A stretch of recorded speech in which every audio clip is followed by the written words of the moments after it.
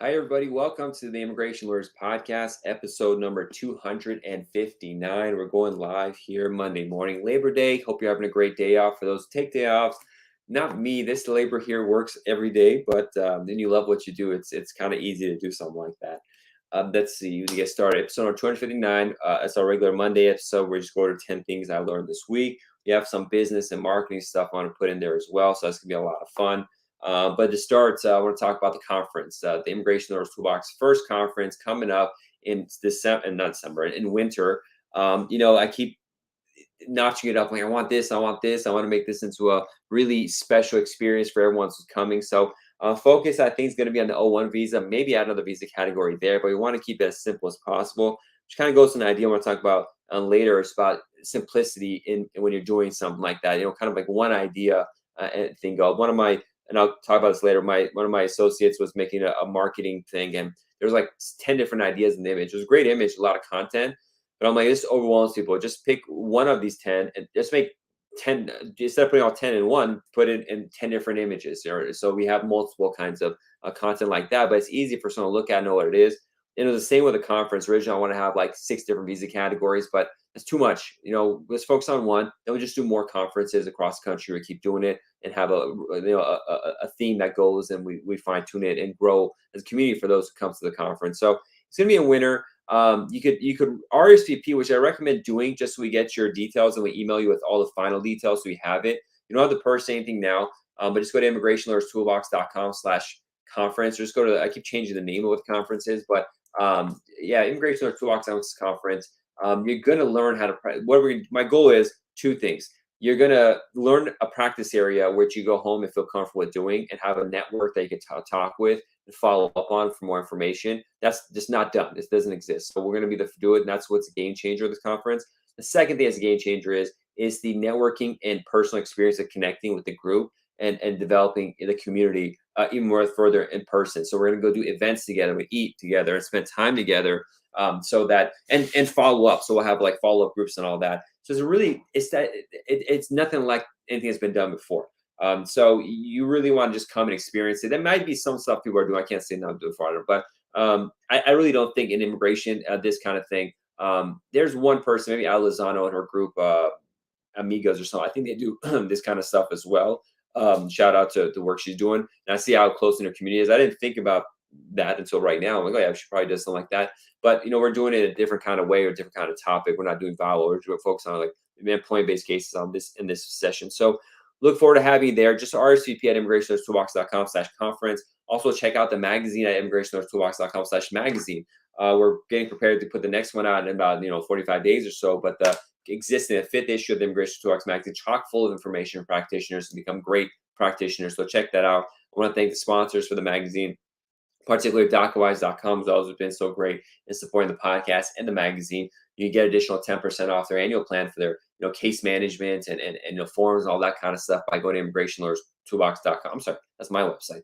You go to their website, DocuWise.com/immigration-lawyers-podcast. Use the code Immigration Lawyers Podcast, and you'll be able to access it there, get 10% off the annual plan. Check it out, give it a shot. It's worth it. Also, for those who are interested in getting into immigration law, the conference, you kind of have to have some basis and knowledge, because it's going to be next level when you go into employment base. But the starter package is always when you learn the marriage immigration process when it comes to adjustment of status. What is 245? What is consular processing, domicile requirement? What is I-64, I-485, DS-260, inadmissibility, 212? How do we deal with that? All that kind of stuff. I have a course been all running. We have many students. They love it. So good reviews. I put a video of one of the happy students there. We have office hours that come so you can follow up and continue asking questions. It doesn't end at the course because that's just one aspect. And that's why it's really important when you do immigration to have a mentor that keeps helping you. It's hard finding mentors, but we have that Immigration Lawyers Toolbox. The goal is to continue the relationship. So it's called the Champions for Freedom program for learning the marriage immigration case. Get your own freedom, develop your own practice by getting this basics, and then help other people get their freedom across the world to come to the United States. Email me on that. I create a webpage on my website on immigrationlawyerstoolbox.com to message me about it, but just email me at info@immigrationlawyerstoolbox.com, and we can chat about that to see if the course is appropriate and good for you. Having said that all, thank you so much for watching. It's all general content, not intended for individual legal guidance. This is really for immigration practitioners. primarily immigration lawyers, but if you're a paralegal or assistant, something it's helpful too. Not intended for a consumer basis, business to business over here. So let's get it started. All right, the first thing I want to talk about is false claim to citizenship. The worst thing you can do in immigration, like committing murder. One thing you got to be mindful of is, we have the big thing on false claim to citizenship is if someone files an I-9, they want to get a job and they file that they're a U.S. citizen to get that job. That's a deal killer. But one thing that pops up a lot is, not a lot, but it does pop up, is people get a ticket, for example, and they get arrested for something, but the arrest was bogus or they charged a drop. But the police officer marks citizen in the immigration box right there because they don't feel like asking or something like that, and that goes in the system. So you got to be mindful of that. Sometimes we do FBI background checks and it comes up, and they're fixable. You can contact the FBI to correct the record. And there's a colorable defense to say, I didn't say that. The officer just wrote it. Now, however, people do sign the ticket, so they're confirming the information on that correct. The rule for false claim is that there has to be a benefit under the act, I believe. So, is that a benefit under the act? Maybe by, saying you're a citizen and not telling you your status, it prevents you from the police from reporting ICE or getting benefit for not being able to be sent to get an NTA or something like that. I don't know the details of that, but I see every once in a while this stuff pop up where the police mistakenly list that false claim. So there's something to be mindful of, especially when you do FBI background checks, to check that out. We don't normally do FBI background checks for a majority of the cases unless someone has a reason to, but that's something to look at in those kind of cases. Number two, I want to go over some cases that actually happened. One is Gonzalez-Castillo v. Merrick. This is about red notices. And I'm not going to go too much into it. It's not my specialty, but you got to be aware of this. So Interpol, International Police, has a thing where different countries can report what they consider crimes and put a red notice out that this person is a person of attention, and someone we want to pay attention to for whatever reason. Now, a lot of times these countries misuse this for political purposes, and they don't even have probable cause to even put this person on a red notice. So that's an issue. It creates a lot of problems because later on, when you're in the United States, and they file for adjustments, it looks like they have criminal history potentially. And this is what Gonzalez-Castillo v. Merrick's about, where the judges in that case said that there's no probable cause that this was real, and you can't hold into it. So I'm not going to go too much into it, but I just want practitioners to be familiar with this red notice. It had happened once where this person had a dispute with somebody, and they were living in the United States at that time. They couldn't go and fight it, and the person other side wanted to be mean, and they got the courts to issue a red notice. And so it created a lot of havoc to undo this. It is undoable fixing it. You got to work with Interpol. It's a lot of work, and it's not as easy. There are some lawyers who do this a lot. So there's 2 or 3 practitioners, and I really want to do a CLE with them to talk about this, because just of the million and one things you have to know in immigration, this is one of them, this whole red notice thing, to be familiar with it, and just at least to be on your radar so it happens, know that it exists, and there's ways to kind of fix it and take you off the red notice to complain. Or if you're in removal or something, you could tell a judge this isn't a valid thing. And this Gonzalez-Castillo v. Merrick is something to review if that's something like that pops up. Number 3, Segid versus USCIS, naturalization denied for not naming children. So this is something actually popped up for me as well once, and it was a consult I had. We never went through the case, person disappeared, but essentially the person gets their green card through marriage primarily, and they don't list the children that they have. Now, if they do that for a diversity visa lottery, that's a big problem because diversity visa lottery have to be exact. But in this case, for example, Segid v. USCIS, the person had like 3 or 4 other kids, or maybe 6 or something like that, and they didn't list them on the DS-260. But they got the green card later on for naturalization. They listed all the children, and they got them for good moral character, bad moral character, whatever, and it's good moral character, GMC, saying that there was misrepresentation. You didn't tell us about all the children. They denied the case. This person sued, and a naturalization case was ultimately denied as well in court, saying there was misrep for not saying that. Now, some would argue that it's immaterial because the misrepresentation of fraud or misrepresentation requires it to be a material issue. Them having kids doesn't per se look material, and that's what I was under opinion of before writing this court case, because you could argue that it doesn't matter. Now, for a marriage case, maybe say it's material because you say the U.S. citizen spouse or green card spouse was not aware you had children, so they might not have married you. That goes too deep into it. So I'm not, in my opinion, it's not material.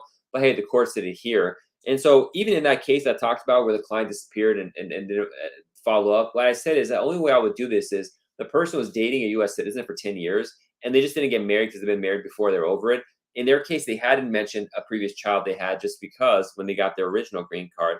And I said the only way I really want to file this case is if you get married, because if the Natz is denied, and it's denied.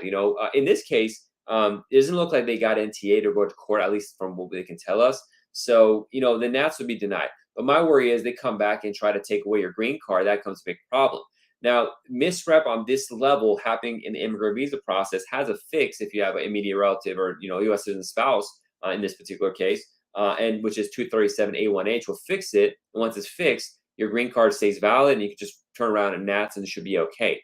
So, if you have a case where someone didn't list a child in the DS, 160 or DS 260 or something like that, it potentially could be misrep. If you're going to file for Natz and open that book up, make sure they have the 237A1H backup option, or maybe it's not better to do Natz and just avoid that. Number 4, CAB Gregor. This was interesting. I wasn't aware of. Associate brought my attention. So when you're doing I-130 petitions for family-based cases, there's a thing called the Walsh Act, which is subsection of it is about immigration that says the person has, like sexual crimes against a child or something like that. They can't file a petition unless they show recovery or rehabilitation or something like that. It's not a case I have a handle, it's just something you have to be aware of, because I have the, marriage cases, I always ask the petitioner, hey, you have a felony, have any serious crimes to be aware of? I don't want to just directly ask, have you, molested a child or something like that. I just kind of tiptoe around it because it's a weird thing to ask somebody. And I've never had clients who said yes to it, but you got to ask it because you don't want a case to go and they get denied later and you didn't catch it. So we ask about that, but I only focused on marriage cases because I hadn't read that the Walsh Act detail. I thought it was for that. But in this case, the person filed for parents of U.S. citizens. The petitioner was U.S. citizen, filed for their parents, and that was denied for Walsh Act. So I didn't realize it's family-wide. It's not just a fiance case or a marriage case. You think it's a spousal case or maybe even bringing children. It just hits the whole I-130 category. So that's something to be mindful of. I probably have to look. I think I looked in the Walsh Act trying to find the section. I couldn't find it. But just something to be heads up on. I wasn't expecting on the Walsh Act affecting a wider range of I-130s. Next is I-407, which is abandonment, formal abandonment of your green card. I recently had to do this because I've had several cases where people were reapplying for green cards after being out for more than 10 years. And just to be safe, we do the I-407 so they don't later on come back and deny the case and say, the new green card case, and say that, oh, this person already has a green card, we can't reissue it. So we do that. But there's issues with regard to that. Primarily, it's a tax one. When you look at the I-407 website, they say that we're going to report this to the IRS that you're giving up your green card. And so that could be a problem because when you abandon, it's kind of like giving away citizenship. There's heavy IRS repercussions where you got to like cash out and say how much your assets are, blah, blah, blah. So it's kind of be hesitant about that. The case I've been doing were minor children, so didn't have any assets, so I didn't care recently. So just give a heads up on that. On the other aspect is that on the form I-407, there's no space for the preparer. So in the past, I would just have clients sign it and send it in. But I just did one recently, and I just added a G28 to it on myself, even though there's a place preparer. And we actually got receipt notices for them to my office, as well as a client getting the receipts. And so that was the interesting thing that popped up. I wasn't expecting. So even though there's no preparer position on the I-407, if you just clunk in a G28, you may get a receipt as the attorney as well, which is good. Good to have these kind of records. I didn't get the receipt. I got the actual, determination that we did or something like that. I got to scan it somewhere around here. But that's that about I-407s that I thought would be helpful. Okay, so about law stuff, I think I got one or two more. Then we're going to, just business stuff. One thing it's an ongoing issue I have with the National Visa Center where we submitted a case. It's a case that requires expedite because the person has some family issues, but the expedite's been denied and has been real jerks about it. So, it's been 2 months. The NVC still hasn't approved the documents. And we followed up on that and say, hey, what's going on? And actually, what they did is we submitted a document to the National Visa Center. All of the different uploads are approved, but it's not documentary qualified. So we followed up and they said, oh, you're missing a divorce certificate. So we looked, the divorce certificate is there and it's been approved. So we re-uploaded it and messaged them and say, not only is it already approved, but redo it. Please expedite this review because you're killing time for us. And they respond saying NVC cannot expedite, which is stupid. You can still get priority review of something like that. Okay, we're going to follow or get a congressional on that. But then they followed up and say, oh, our mistake. It's the financials that have an issue. That's all they said. The financials have an issue. But when you go to the site, there's nothing that says what financials they are. They're all accepted and it's all perfect. There's no issues. So we follow up with them again and say, hey, the financials are okay. There's nothing there. Please tell us specifically what the issue is so we know what to fix it. And they message back and they say, the divorce certificate's missing. And yeah.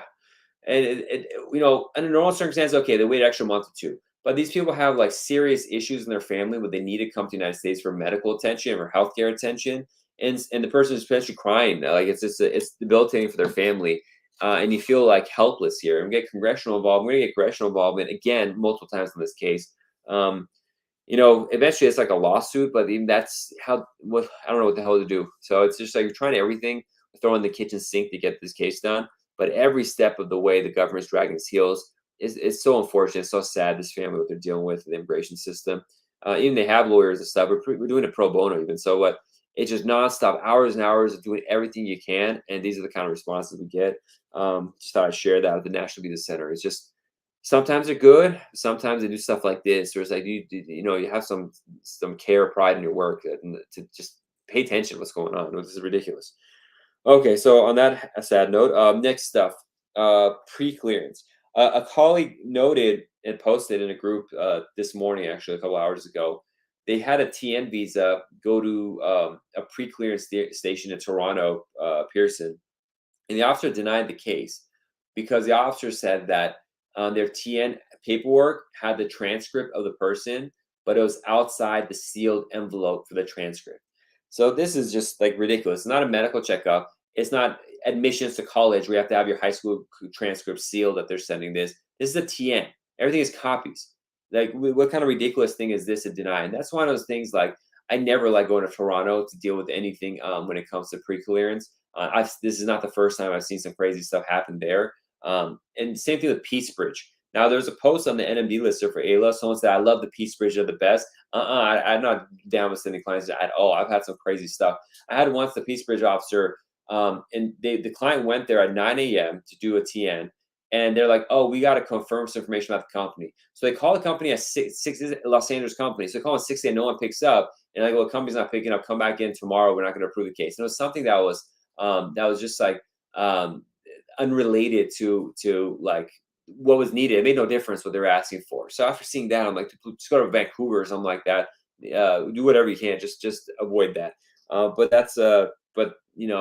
they're a big place. So they should be on top of it, but it's so random with CBP who you get. Sometimes you get people who are really on top of it. It's kind of like the NVC. It's just bureaucracy. And honestly, it's not just government. It's like immigration law firms too. I see some immigration law firms. I know people in immigration that are fantastic lawyers, and then the one off, and probably me too. I'll see them do some terrible work. It's just how it is every day, depending on who you get and how things are going. This is how it goes. Okay, so a couple of things I wanted to mention. I'll talk about this one, the marketing aspect. I guess this is point number 7 or 8, is that when you do marketing, the simplicity is the best. And so just try to keep very few ideas. Attack one idea, even for business, when you're starting a business. And that's why when I started my firm, like I niched down as I went along. I hyper-focused. And I just said, listen, we're a marriage-based immigration law firm. And at this point, now I'm expanding, but it was like 4 years there where only people who had marriage cases essentially were sponsoring, 98%. Randomly, I'd get removal or asylum or something like that. People contact me to find me. But I'd fine-tune my marketing because my mission statement, my theme was so clear that if you're going to get married, where's the person go to? That we just have people always say, how often do you get these easy marriage cases? Consistently when you have your brand like that. Now we're expanding. We're doing other stuff. So we're adding stuff. And we're focused on bigger marketing for employment base in particular, going back into that. And so I talked about at the beginning of the show, my associate created this image that was like about employment base, but it was like all the categories and that. I'm like, it's too much. Let's just break down piece by piece. So it's easily digestible. So whatever you're doing, keep it simple. One idea. People don't need to have more than one idea at a time. It's already hard to get them to read that one idea. So that's something that hopefully helps you out with regard to your marketing and business. But on notes 9 and 10, I guess, it's about like, no, actually just 9, pricing. So I did the Toolbox newsletter. If you're not already a subscriber to the Immigration Lawyers Toolbox newsletter, email me. I'll add your email to that. A lot of great information we put out there. But the theme of this one was about pricing and things to think about. One was, don't say yes to everything. Don't negotiate against yourself. I don't think I wrote about that. Probably should. I referenced a video where I talked with the guy called The Price Whisperer. It was a podcast episode where I'm not sure what number it was.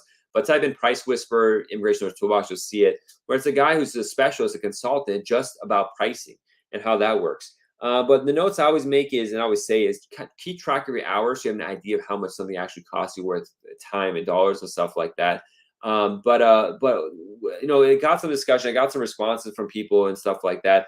So it was on my mind.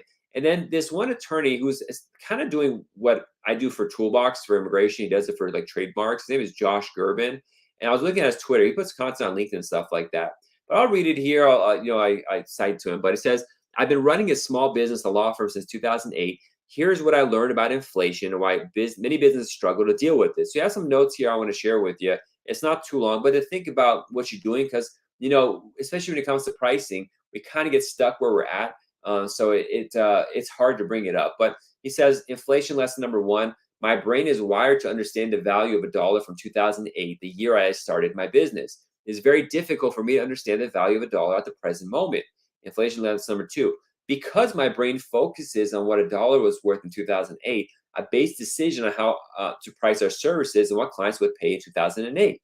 Lesson number three: life comes at you fast. As our employees ask for raises, vendors raise rates, and advertising costs go up, our profit margins start shrinking rapidly. I think our business is performing worse, but really it is because I'm afraid to raise our rates. Number four: as a business owner, you have to find a way to raise your rates without shocking your clients. The last thing you want to do is to lose clients and revenue as inflation is soaring along with your cost to do business. Number five: here are 3 ways to raise your rates, which hopefully will shock many clients. Number one: offer less service for the same rates. On immigration, and we kind of like what we do a couple of years now is in our contract we specify exactly what we're doing, so we don't like what service they are if they want to add on. For example, expedite a request or emergency advance parole request, something like that. Now, in actuality, in practice, I always end up doing this for free to help clients. So I'm getting the hit, but that's one thing to do. Number two: raised rates on items clients are less likely to notice. That's a weird kind of thing to say. Just raise rates. I wouldn't say less likely to notice. Three: be direct and negotiate rate raises. Now, a lot of times for him, I guess he has like one company is every year doing like 5 or 10 whatever trademarks, so we got to redo it. For us, many times it's like a new case coming in. Unless you're a corporate client, like an H-1B that every year come to you, you got to just talk with them, explain it. They're a business owner, they know it. Make it reasonable, and the sooner you do it, the better. So it won't be a huge jump next year. You can just piece, every year raise instead of like waiting a couple of years and then do it all at once. And inflation number six, note number six: know what the inflation rate is. He says, for me, the 2008 dollar, quote unquote, is where my brain operates from. $1 in 2008 equals $1.38 today. So I have to add 40% to every decision I make about money in reference to what their 10-year ago starting price, 10-year plus ago is. Final thought: inflation creates a very dangerous situation for small business owners. Make sure you know what you're charging, and it's keeping up with inflation and not your perception of the value of dollar was, whenever ago. So that's a really important lesson to learn, because at the end of the day, if you're not charging right, it makes practicing really hard. So, and clients could understand it. It's just like there's a lot of overhead in growing, and there's a lot of different things you have to pay for, and lifestyle expenses go up too with everything, rent and electricity and water, everything. So it's just the way it is. So you got to keep that kind of stuff in mind. And number 10, something I want to talk about is, a lot of times we get frustrated with our clients when they don't give us documents and it takes forever, which I get frustrated all the time. I even added in my contract where if you don't, send stuff in 2 weeks, we could fire you if you want to, or we get charge you for it, all this kind of stuff. But one thing that happened is I had a case where I helped this couple get their green card. Now I'm helping their son get their green card as well. After I got the initial couple, their green card, I add them on Facebook. My clients have my cell phone. We're on Facebook. I'm not the typical kind of immigration lawyer that just hide from my clients, and they say not to do that. My clients are great. There's no reason for me not to add them. And what happened is we've been waiting for this documents for this one client, and finally after 2 months, the son, we got it. And there's some issues with it. And I sent this email. That was a scary email saying like, we need this. It's going to be bad for the case. We don't have this and that. And it's kind of was a scary email, but I just put it out because it took forever to give it to us. So I just need to be very serious about it. But then I was on Facebook a day later, and the dad had posted that the child was talking. My child, he's an adult child, was competing in this high-end championship competition, and it was a picture of him. Dad was very proud to have his son competing there. And it really hit me. I'm like, yeah, I'm like hassling him out of like this immigration stuff and scaring him right before one of the biggest days or nights of his career. And it just put him, it's like, I gotta think like, people have their lives too. And there's a reason sometimes they're lazy or they get busy with work, unimportant reasons. But I mean, things they could just put priority on. But having a championship game or something like that, or match or whatever they call that in the format he's competing, was really important. And me adding this email was not good. So I didn't know, but one thing is about that next level of service to think about when you think about how could I have 5, how could I have 6, how could I have 7-star kind of service is, get to know your clients, get to know what they do beyond what's needed for the case when you talk with them. So I knew he was a competitor in this space, but I didn't show what the data was. Get to know him, what the big things are happening. If I'd known he had this competition coming up, I would have waited 24 hours to send the email right afterwards. So I wouldn't have him thinking about this email right ahead of time. So it's about next level service, and you got to get to know clients and spend time with them. And a lot of times we get these emails where people ask, how much is your price? Or they don't want to do a consultation. Like, my case is easy. It's just a basic marriage case. But it's like, no, we provide next level kind of service. You don't have to, if you're listening to this, you can have basic service, get it done. But when you're going for like luxury, top level concierge kind of service, there's a lot more I need to know about you. So for example, I was reading this book about this high-end hotel, I think the Four Seasons or that other one, not Four Seasons, I forgot what the name was. I went to a hotel and the service sucks, so the book was like, now it doesn't go, I'll say the name. It was in Reno. I went to this one gala there, and their service was nothing like the book said. Now, this is post-COVID when they're understaffed. But anyways, like everyone there will take notes. So if like you go in and they're like, oh, I like the temperature of my room to be 75, your housekeeper will take a note of that, put it in a database. So the next time you come to a hotel anywhere in the world, they'll set the temperature in your room to be that degree. It's like that level of service. And it's like, well, we're talking about pricing. If you want to charge more and have that service, this is the kind of stuff you got to do. Talk with them, spend a lot of time in your consultation. I've had lawyers say all I need is 15 minutes. Maybe that case, maybe not. But you spend half an hour or 45 minutes with them. You get to know them and their family and what they're looking for and what they need and what their worries are. And you can develop services, extra level kind of services to accommodate that. And they're going to love you for it. They'll leave a great review. They're going to tell your friends. And they'll justify the price you have. Because sometimes they'll like, oh, am I too expensive than that? But like you're providing such deep level of service to spend time to get to know somebody that it justifies it and it makes it okay for you to charge them. If they don't want it, that's fine. But why not have the best service possible? So I just want to share that insight with you. Hopefully it helped. Learn about the conference, the Immigration Toolbox Conference. We're going to talk about this stuff. That's whole community building kind of stuff in a private group. One-on-one, we'll talk about how to make your practice better, learn from the best. We're going to have great speakers who are top level in business and in the case that they're doing in LA. Come and join us this winter in February. Go to the RSVP page, immigrationlawyerstoolbox.com/conference, and just get your email to me so I know you're on the list. And once we have a final agenda down, we'll send it to you and we get connected and take it from there. Thank you, everyone. Be safe, and I'll talk to you all soon. Bye-bye.